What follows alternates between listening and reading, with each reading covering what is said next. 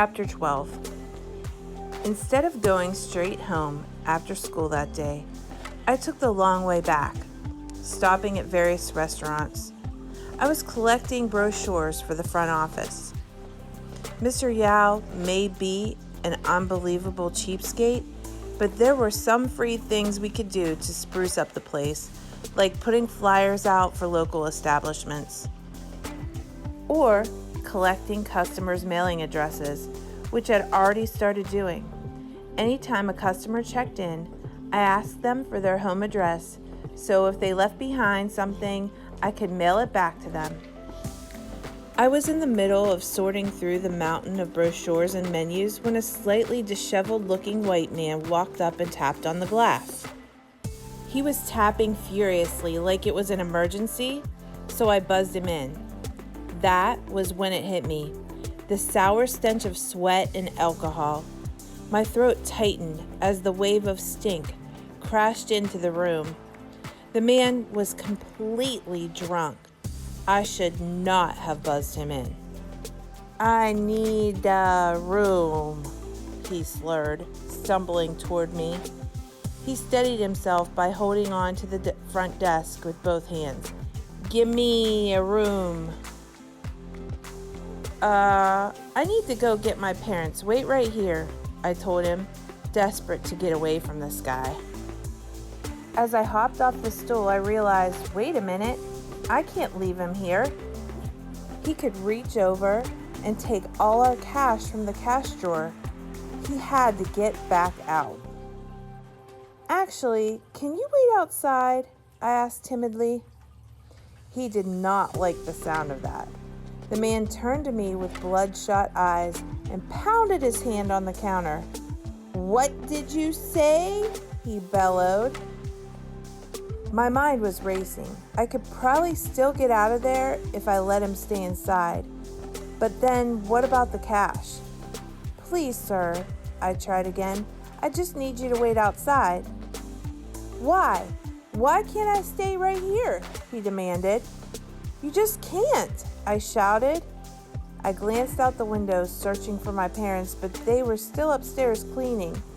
Suddenly, he grabbed me by my shirt. "Are you jerking me around, kid? Are you?" "No, sir."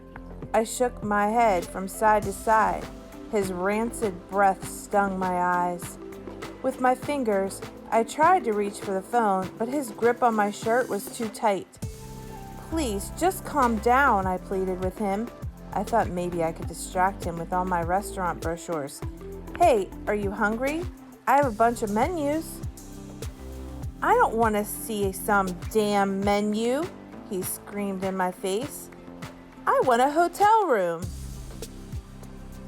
The next thing I knew, he pounded the counter so hard the wood nearly chipped. I screamed. Tears streamed down my eyes. Through the blur of my tears, I saw a figure outside banging on the front office door. It was Hank. Quickly, I reached down and pressed on the buzzer. Hank stormed inside. "What the hell do you think you're doing?" Hank hollered at the drunk man. "Let her go." The drunk man instantly dropped his hands, and I gasped for air like I'd been holding my breath the entire time. Hank raised his fists. "Get out of here before I call the cops," he yelled. The drunk man dragged himself out of the front office, muttering under his breath, "She was jerking me around, man." When he finally disappeared around the corner, Hank turned to me. "You all right?" he asked. I shook my head. I lifted the divider and collapsed into his arms. I clung to him and cried, shaking with fear, blind with gratitude. What would have happened to me had Hank not come in? The thought crushed the breath out of me. "Shh, it's okay," Hank comforted me, patting my arm. But it wasn't okay. I thought I could make the front desk better with all my spare keys and comment cards, but no card in the world could protect me from what I'd been avoiding since day one. One wrong buzz, and it was all over. This was not just fun and games. This was dangerous.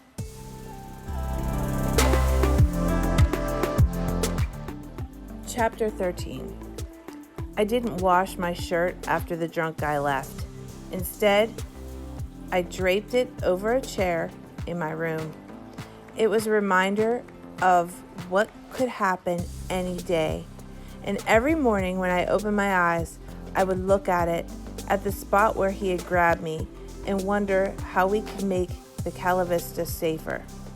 I came up with 3 possible ways. Number 1, install bulletproof glass up and down the front desk. That way, even if I buzzed in the wrong person, there was still an additional layer of protection between me and the customer. Number 2, install a security camera in the front office. It would be doubly great if the video feed went directly to a certain channel on all the motel TVs.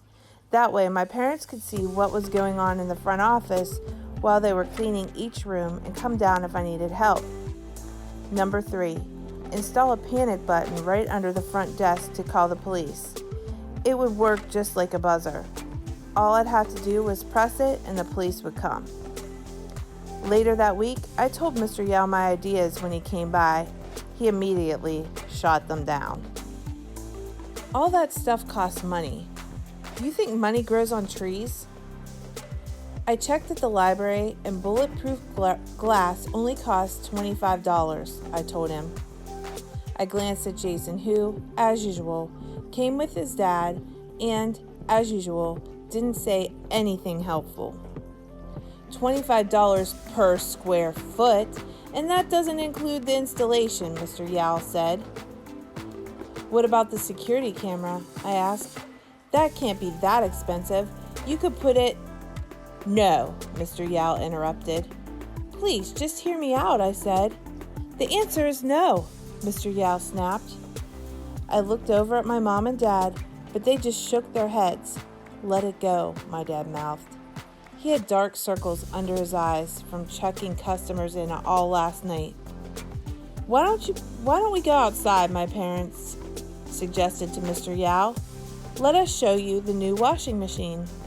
Mr. Yao nodded and followed my parents out the back. Jason stayed behind, fiddling with the restaurant menus. Quietly, he muttered, I think the security camera is a good idea. I almost didn't hear him. What? I asked. The security camera, he said. It's not a bad idea. I stared at him. Well, why didn't you say so? I asked him. He shrugged. I know why. Because he was too chicken to stand up to his dad. I shook my head at him. Coward. Mr. Yao came back and told Jason it was time to go. Jason hopped off the stool, took a few menus from my collection, and stuffed them into his pocket. I followed them out to the parking lot. Mr. Yao, I tried one last time. If you'll just go home and think about what I said, it really wouldn't cost much, and it would make the motel so much safer. Mr. Yao stopped walking and turned to me. You know what's the difference between a good employee and a bad employee? He asked, jabbing his finger into my chest at the exact spot the drunk guy grabbed me. I shook my head. It's not whether they're hardworking or even whether they're smart, he said, staring into my eyes. It's whether they know their place. He and Jason piled into their car and drove away. I stood in the parking lot for a long, long time. The hot California sun blazed down on me, yet I felt no warmth. Your assignment? Read chapters 14 and 15 independently. What did you guys think of Lupe's ideas to improve the Calavista's safety? Do you think they were necessary? Who is Uncle Lee and why is he visiting the Calavista? When you're finished reading, add to the discussion board.